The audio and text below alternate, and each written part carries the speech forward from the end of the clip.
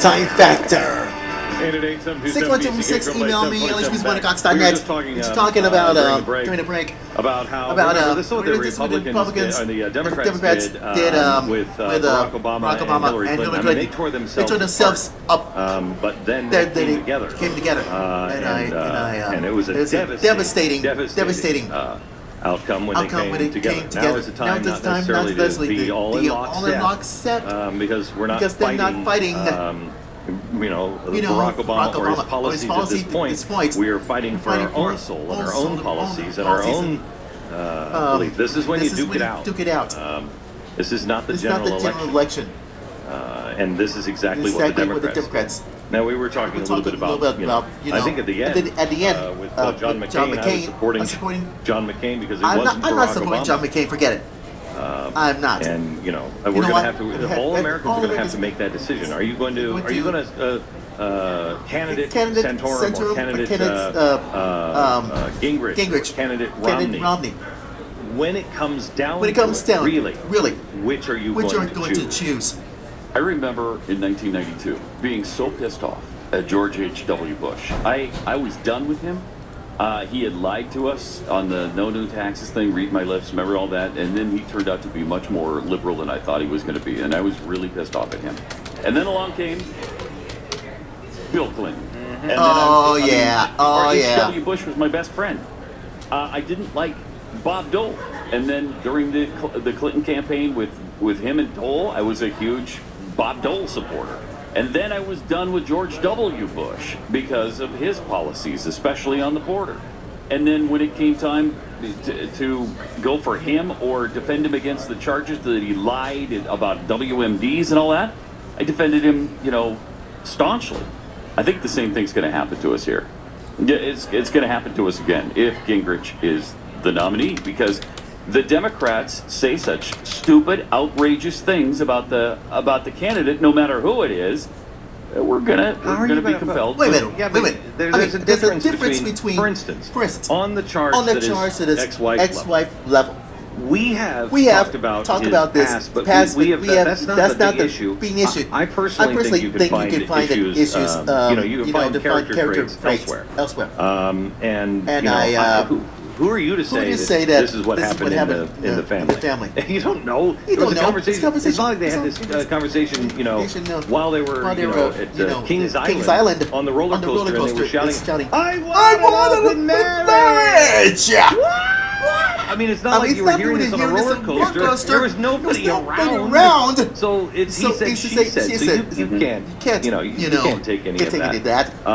But there are some things that we have to just go back to principles. But my question is, how do we unite on principles? How do you even argue principles when the guy that is arguing your principles agrees with the guy you want to throw out of office?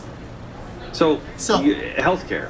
Really? We're going to have him. He's going to do healthcare. Really? You can make the same comment, and we have many times with Romney. I mean, it's actually shocking to me that Romney at least has the caveat. I don't know if I believe it or not, but he at least has a caveat. Well, that was a state. It's a weak caveat. It is a really weak caveat. That's right. At least it's a caveat. There's no caveat at all with Newt Gingrich. He's for universal health care, had a 20-year record of government-controlled health care. But you see... individual mandate support for 20 years. But, I mean, Romney's awful on that, too. And you can make the argument if you're Gingrich, at least he didn't get it implemented.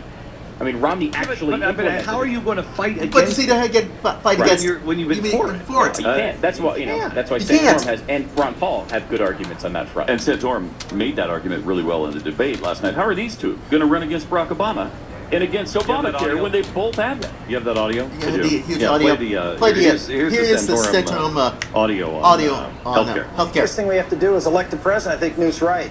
The problem is that two of the people up here would be very difficult to elect on, I think, the most important issue that this country is dealing with right now, which is the robbing of our freedom because of Obamacare. Governor Romney tells a very nice story about what his plan is now. It wasn't his plan when he was in a position to do a plan. When he was governor of Massachusetts, he put forth Romney Care, which was not a bottom-up free market system. It was a government-run healthcare system that was the basis of Obamacare, and it has been an abject failure, and he has stood by it. He stood by the fact that it's $8 billion more expensive than under the current law. He stood by the fact that Massachusetts has the highest health insurance premiums of any state in the country. It is 27% more expensive than the average state in the country. Doctors, if you're in the Massachusetts healthcare system, over 50% of the doctors now are not seeing new patients. Primary care doctors are not seeing new patients. Wow. Those who do get to see a patient are waiting 44 days on average for the care. It is an abject disaster. He's standing by it, and he's going to have to run against the president. He's going to have to run against the president who's going to say, well, look at what you did for Massachusetts, and you're the one criticizing me for what I've done. I used your model for it. And then... Great point. Then we have Speaker Gingrich, who has been for an individual mandate, not back when the time that just was heritage was floating around in the 90s, but as late as comments as 2008, just a few years ago. He stood up and said that he should have an individual mandate or post a $150,000 bond. How many $150,000 bondholders do we have here who can post a bond for their health insurance? These are two folks who don't present the clear contrast that I do, who was the author of Health Savings Accounts, which is the primary basis of every single conservative reform of healthcare. I was the author of it back in 1991 and 92, 20 years ago. I've been fighting for health reform, private sector, bottom up, the way America works best for 20 years. Well, these two guys were playing footsies with the left. Woo. My goodness. I mean, that's quite amazing. Yeah, and it's true. It's all true. What are you going to say? Well, here's what's going to happen. Here's what will unite the right. The right. Play. Cut 671 and then cut 682. This is Piers Morgan and Rosie O'Donnell. Cut 671. Here's the weird thing. You mentioned politics there. In Britain, my home country, obviously, no politician, right or left, would ever come out with anti-gay comments. Right. Here in this election race, quite a few of the Republicans at various stages have been transparently, anti-homosexuals. Anti-what? When has that ever happened? Name one name. Homosexuals? I don't know the anti-homosexual. Never. During this campaign, who has said anything anti-homosexual? Oh, God. Name and the three top ones are no longer in the race, right? Yeah, it's interesting to me that they're not. I was quite shocked by the kind of virulence of their rhetoric. Yeah. Well, that today that will still happen. Even in a country where I guess they're doing it because they believe a lot of their core conservative vote would want them to say that, but I was still quite taken. Okay, stop. Stop. Notice that. He doesn't even give them benefit of the doubt that they actually believe that. He's just saying because the people are stupid. And the people are here. Without mentioning, of course, any specifics. Any specifics. Okay. Now, let me go to 682 here. This is MSNBC, the Alex liberal. Wagner. And booing a black journalist on an issue affecting not just black Americans but white Americans, poor people on MLK Day is a really telling moment, I think, in this Republican race. The thing that they're trying to establish is this narrative of the takers versus the makers. And the Republican Party has been doing this over and over again, and it's a bid to re-envision the American social compact. And basically, if you can't make it in this society, too bad, we're cutting you loose. And the idea that somehow you're a bad person for being on food stamps. Plenty of people on food stamps actually work or are part-time employed. Right. That is not a narrative that is ever explored. And booing a black journalist is really telling. What does that tell you? Yeah. That tells you they didn't like his question. Can you not boo a black person? Is that not without not if you're conservative. I love what these Democrats are doing now because they're making the audience the issue. The audience was supposed to be bloodthirsty last time. They're booing black journalists, so they're racist. They're always racist, and then they're homophobes because they booed the gay soldier. Does anybody remember when the Democratic audience booed Jesus Christ? How come nobody has brought that up? I don't remember that. that. Listen to this.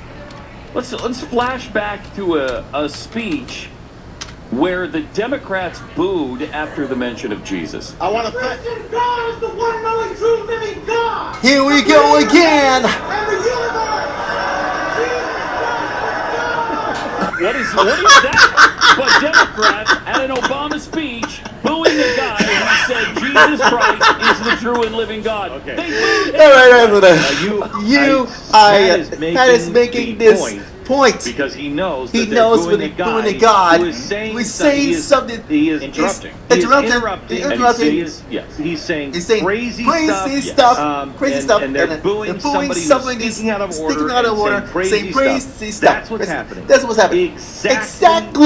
Exactly what happened to GOP. That's what happens in every case. And the Democrats and the pundits all make an issue out of these racist Republicans who will boo things like a gay soldier. It's nonsense. It's nonsense. We don't do that. Did anybody ever say Democrats booed Jesus? How dare they? They must hate Jesus himself. Now, can you imagine? Imagine if we had how disgusting it would be with yourself. Yeah. We couldn't live with ourselves. I mean, you had to immediately. You didn't even let me go down that road very long. You had to immediately tell what was going on. That's how much we abhor that kind of rhetoric. But we don't want to be perceived that way. That we would call out somebody for booing Jesus when we know that's not what's going on there. And we don't know what it is. I mean, we suspect. But how often we spend half our show giving people the benefit of the doubt? We never get that. Never. No. Okay. One more soundbite. Soundbite. Piece of audio when we come back. We'll come back in just a second. Sponsor this